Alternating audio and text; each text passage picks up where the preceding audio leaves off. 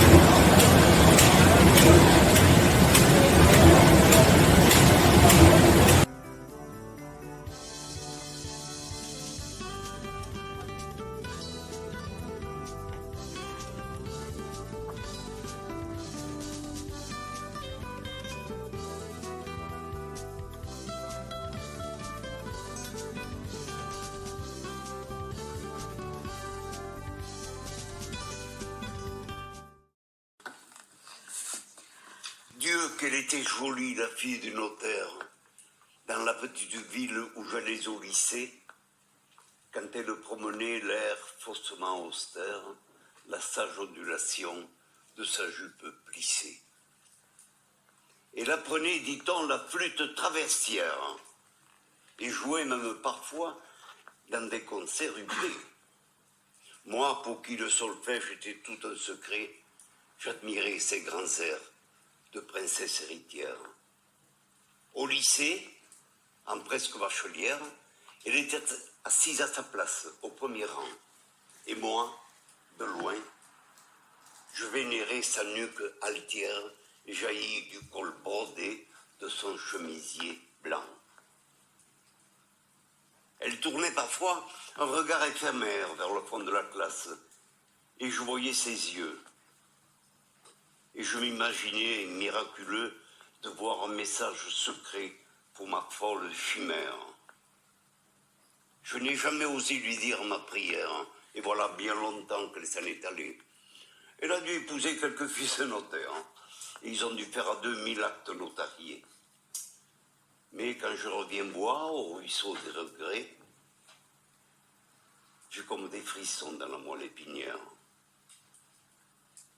Peut-être aurais-je dû, mais pouvais-je le faire? Pouvais-je en ce temps-là, dans la ville alanguie qui se voulait princière, fût-ce de la frôler, la fille du notaire, moi, le fils de l'espagnol et des plateaux du vent? Voilà, comment on traitait les gens. C'est un poème d'un monsieur qui était comme nous, retiré, et qui a bien fini, qui a réussi la grecque que moi j'ai ratée, et qui est devenu professeur à la fac de Toulouse. Il a écrit ça en se souvenant d'une fille dont il était très amoureux quand il était au lycée comme vous. Et elle le méprisait parce qu'il était espagnol. Moi, le fils de l'espagnol et des plateaux du vent, parce qu'il habitait loin là-haut. Voilà le poème. On a été traités comme ça. Excusez-moi, ça n'a rien à voir, mais c'est le vieux prof. Hein. C'est joli quand même. Magnifique.